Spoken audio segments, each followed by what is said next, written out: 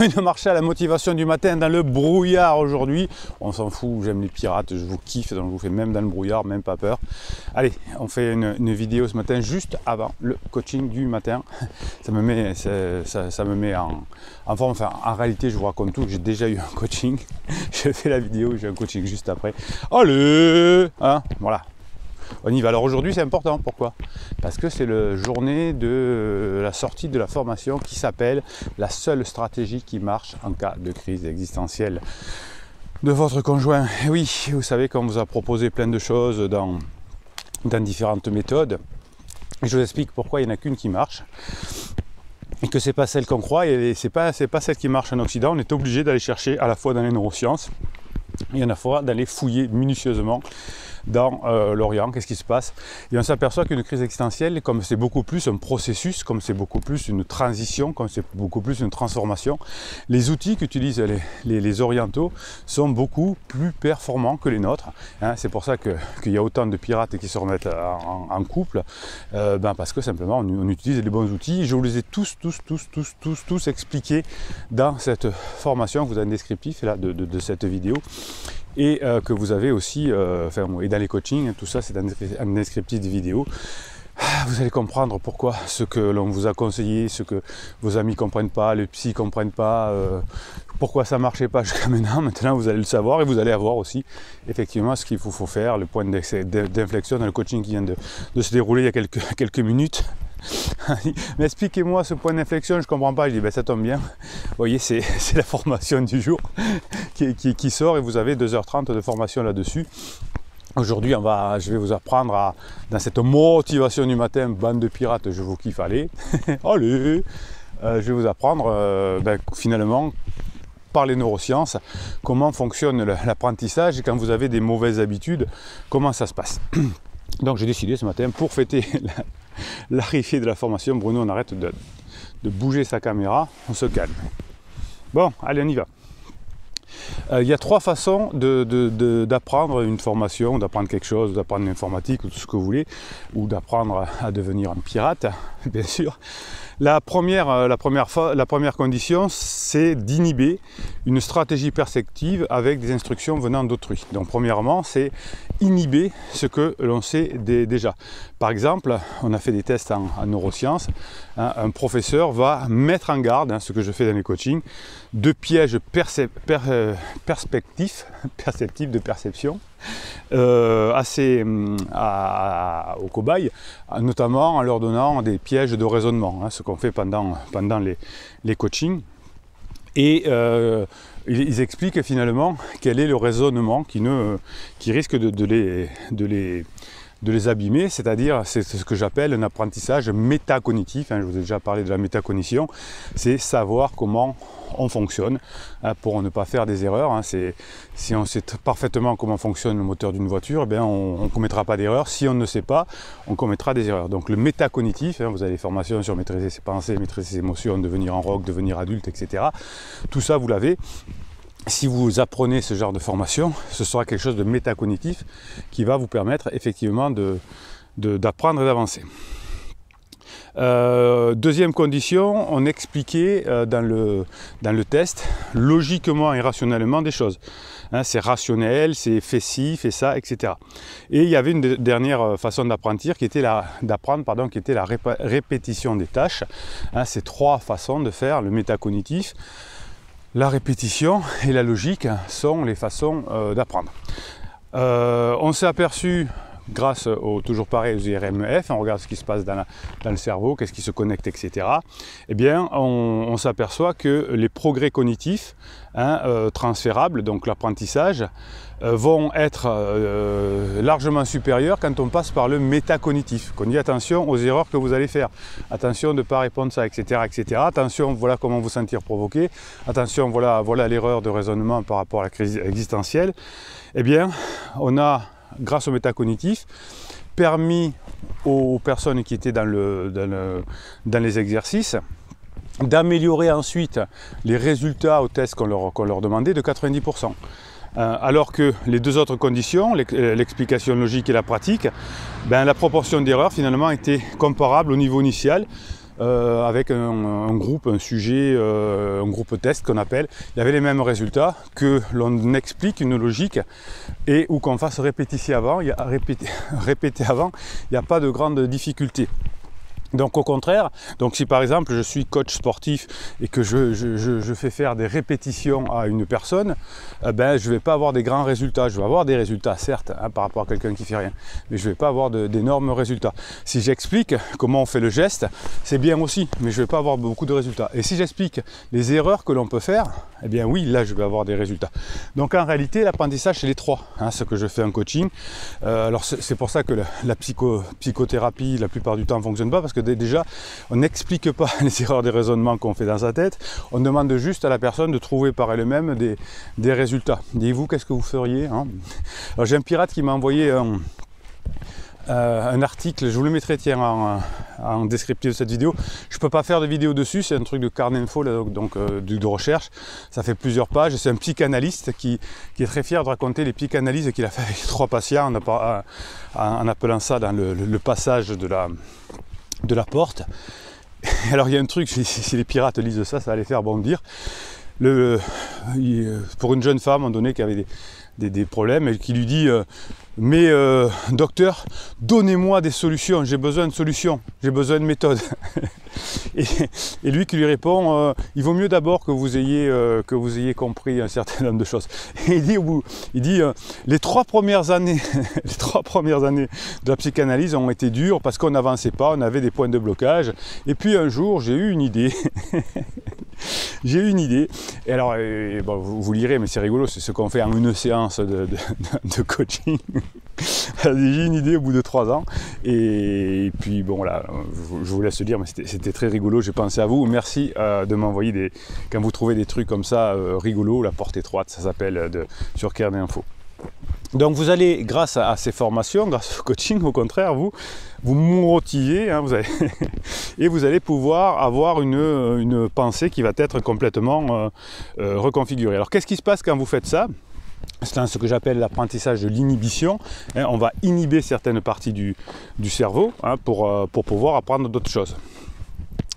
Eh bien, on a fait d'autres expériences pour trouver ça, et on a observé l'activité cérébrale des sujets toujours par IRMF, vous savez, le fameux scanner, et on observe finalement, quand on est dans l'inhibition, hein, des réseaux neuronaux de la partie postérieure du cerveau à sa partie antérieure, dite préfrontale. Et oui, on reconnecte le cerveau quand on fait de l'inhibition. C'est pour ça que quand vous apprenez quelque chose, vous avez fait une vidéo du matin, il y a 2 jours, je crois bien, sur apprendre à votre conjoint en crise, ça permet de reconnecter le préfrontal. Donc les expériences que nous avons menées montre de façon dynamique comment on peut mettre en place, sous l'effet de cette fameuse pédagogie d'abstraction par inhibition cognitive, hein, de reconnexion du cerveau. On va apprendre en inhibant. Hein, l'intelligence fluide, je vous ai déjà parlé de l'intelligence fluide il y a quelques jours, va se déclencher, et chez les cobayes, on va avoir effectivement des choses très intéressantes qui vont se mettre en place. On va voir par l'imagerie cérébrale hein, la visualisation de l'effet pédagogique que l'on a vu. Hein, donc la psychologie expérimentale, les neurosciences, le raisonnement, tout ça se met en place. Donc vous allez apprendre grâce aux formations et au coaching. Vous savez, je ne fais pas des coachings sur de la PNL, des choses comme ça. Je vous explique dans le cerveau ce qui se passe. Je construis mes formations là-dessus. Vous savez que mes formations, c'est que des audios. Vous pouvez les écouter dans n'importe quel sens. Il y a 12, 15 fichiers chaque fois audio. Vous les écoutez plein de fois, dans l'ordre que vous voulez. Ça marche quand même parce que c'est fait avec les méthodes de la neuroscience. Hein. Donc vous pouvez apprendre à inhiber vos stratégies inadéquates finalement de 3 façons. Soit en analysant, Bruno ne fait pas la lésion, voilà, en analysant vos échecs et en constatant vous-même vos erreurs, soit par imitation, hein, vous dites voilà, on fait ce qu'il faut faire et ce qui marche chez les autres, hein, comment les autres ont récupéré leur conjoint en crise, et ben, je vais faire pareil, il n'y a pas de raison que ça ne fonctionne pas, je ne suis pas plus bête que les autres, et, ou alors on va instruire par autrui de façon indirecte, hein, c'est-à-dire que je vais vous donner les instructions, les méthodes à faire, les 3 marches, hein, soit c'est par le raisonnement, soit c'est par apprendre apprendre par soi-même et en mettant en application des méthodes, soit en faisant ce que dit quelqu'un d'autre. Donc vous allez apprendre de toute façon. Cette façon d'apprendre par l'inhibition, hein, et ce contrôle cognitif en général, c'est ce qui marche. Alors à l'école, on apprend par l'activation des connaissances, on n'utilise pas malheureusement l'inhibition, et c'est pour ça que pour certaines personnes, l'école n'est pas quelque chose qui fonctionne bien tout le temps. Ça marche pour certaines personnes, pour d'autres ça marche beaucoup moins. Dans d'autres études, on a continué à bosser, on bosse en neurosciences, on est des fous, nous. Et on compare les conséquences cérébrales de l'apprentissage par l'inhibition, hein, qui implique, je vous rappelle, des mises en garde sur le danger du piège perceptif. C'est ce que je fais en coaching. Hein. Je vous dis attention, voilà ce qui va se passer. Voilà, vous me rappelez après, ah oui, mais Bruno, vous me l'avez dit, c'est ce qui va se passer. Ben oui, je vous dis déjà ce qui va se passer à l'avance. Et donc, je vous donne aussi un apprentissage rationnel et logique, hein, un peu plus froid. Et finalement, on s'aperçoit que c'est l'inhibition qui marche dans toutes les techniques que l'on emploie, même si ensuite, il faut que je vous donne la méthode pour remplacer les choses qui ne font pas. Donc, ce que l'on a trouvé dans l'IRMF, et c'est ce qui est intéressant, c'est que lors de l'apprentissage par l'inhibition, et comme on le fait dans les formations et dans les coachings, c'est le cortex préfrontal ventro-médian droit, ventro-médian droit, qui se met en route. Donc, et l'avantage, c'est que c'est tout près du système limbique. Le système limbique, c'est le cerveau des émotions. Donc ce paralimbique, là, cette région autour du hippocampe, est impliquée dans les relations étroites entre émotions, sentiments de soi et raisonnement. C'est pour ça que les personnes en crise ont un sentiment d'elles-mêmes, une estime d'elles-mêmes très faible, parce que généralement on n'apprend pas ce genre de choses, on n'apprend pas de ses erreurs, personne n'a eu la chance de nous dire attention, tu vas faire cette erreur, attention, tu vas penser que si tu prends un pansement, ça va être mieux, attention, tu vas faire des erreurs au boulot, etc. Comme personne ne le dit, effectivement, enfin, sauf quelques personnes en crise qui prennent des coachings avec moi et qui s'en sortent et qui reviennent directement à la maison ensuite au bout de quelques jours. Après, à vous de faire en sorte que ça se passe bien à la maison. Eh bien, l'émotion qui est liée au sentiment de s'être trompé, de l'erreur, d'être tombé dans un piège, mais de pouvoir corriger finalement son erreur de raisonnement, va vous donner un sentiment de vous fort. Ça c'est important. Donc c'est l'émotion où on peut se tromper finalement, mais aussi se corriger, va mêler à la fois la peur de se tromper et le plaisir de se corriger. C'est ici que l'apprentissage du contrôle inhibiteur déclenche et entretient cette émotion. C'est ce que vous avez compris. Donc si on mesure par IRMF la différence de débit de sang cérébral, eh bien on confirme effectivement que le cortex préfrontal ventromédian droit est activé quand vous apprenez quelque chose et vous allez accéder du coup par l'inhibition à une réponse logique après cet apprentissage de l'inhibition, donc après correction de l'erreur. Donc une fois que vous avez corrigé l'erreur ou que l'erreur a été corrigée, vous allez rebrancher votre préfrontal. C'est pour ça que les personnes en crise ont du mal à corriger leurs erreurs parce qu'ils n'ont pas leur préfrontal. Donc vous savez que par les méthodes que l'on voit en coaching et que les méthodes que l'on voit dans ces formations, vous allez apprendre à fonctionner par ce qu'on appelle l'inhibition. Je vous parle pour terminer, parce que j'ai envie de vous en parler ce matin, parce que c'est important quand même, je ne vous avais pas encore parlé de la conscience réflective. Alors quand on fait des coachings, je ne vous dis pas tous ces mots-là, je vous le fais passer crème comme ça, je vous le simplifie. Donc la conscience réflective, c'est quand je sais que l'émotion, l'émotion que je vis va participer à l'estime de moi, au sentiment de moi, à la connaissance de ce que je suis et qui va me permettre donc par le préfrontal de mieux apprendre. Donc, dans l'inhibition, c'est ce qui se passe exactement. Avant l'apprentissage de l'inhibition, les participants n'ont pas le sentiment, ils ne sont pas conscients qu'ils commettent une erreur de logique. Ils pensent tous répondre juste. Quand vous demandez à un ami de vous dire qu'est-ce que je dois, quand dire ma femme va mal ou mon mari va mal, etc. Pense à toi, c'est foutu. Lui pense avoir juste. Et si vous lui dites non, c'est tort, non, ça ne marche pas. Donc, comme ils ne sont pas formés, les personnes là, qui sont avec vous, qui vous donnent un avis non éclairé, c'est ce qui passe dans leur tête à ce moment-là, ensuite, ils vont penser que ils ont vu juste. Ils ne sont pas conscients de leur erreur. Nous, ce qu'on apprend avec les formations, ce qu'on apprend avec les coachings ici, c'est qu'effectivement, on va s'apercevoir qu'on fait des erreurs et on va pouvoir les corriger.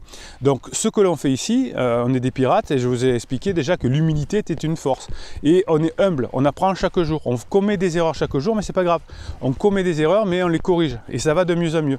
Et c'est pour ça que vous arrivez à récupérer par exemple votre couple, parce que vous allez corriger toutes les erreurs, tous les interdits que vous avez faits. Il y a une formation qui s'appelle les interdits. Une fois que vous en avez compris vos erreurs, vous les avez constatées, vous ne les faites plus. Donc les pirates, on est des artistes, on est des artisans, hein, c'est art. On s'appuie sur des conséquences scientifiques, hein, des expériences scientifiques précises, mais on est des artistes. Chaque jour, on va créer la relation. Hein, vous le verrez dans la formation qui sort aujourd'hui, avec cette méthode à la fois sur les neurosciences et sur plutôt le fonctionnement de réflexion de l'Orient.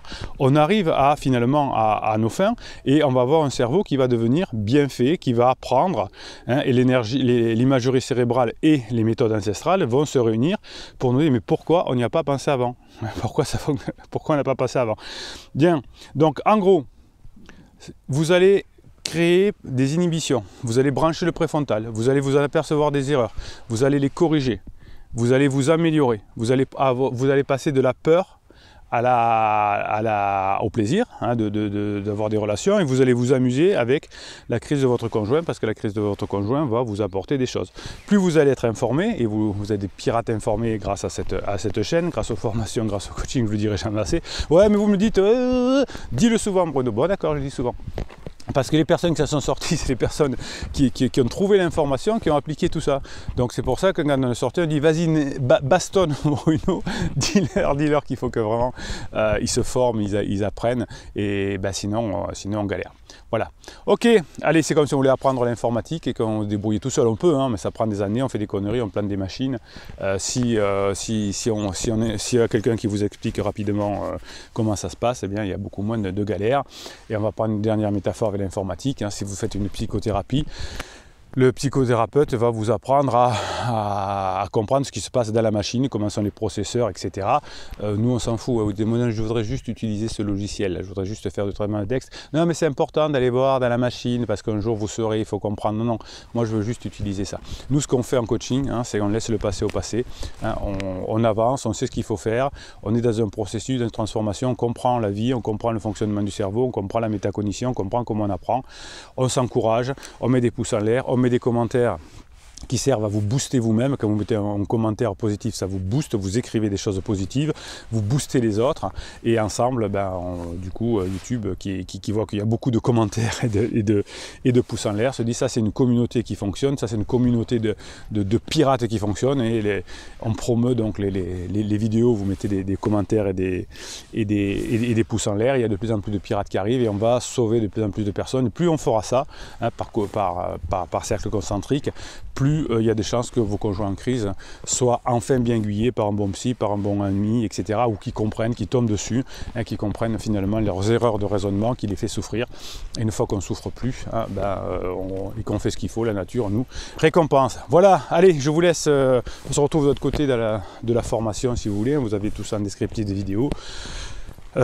Pouce en l'air, commentaire, et Bruno Marchal, il vous dit de vous abonner d'abord, et il vous dit à très bientôt, notamment à midi pour la vidéo suivante.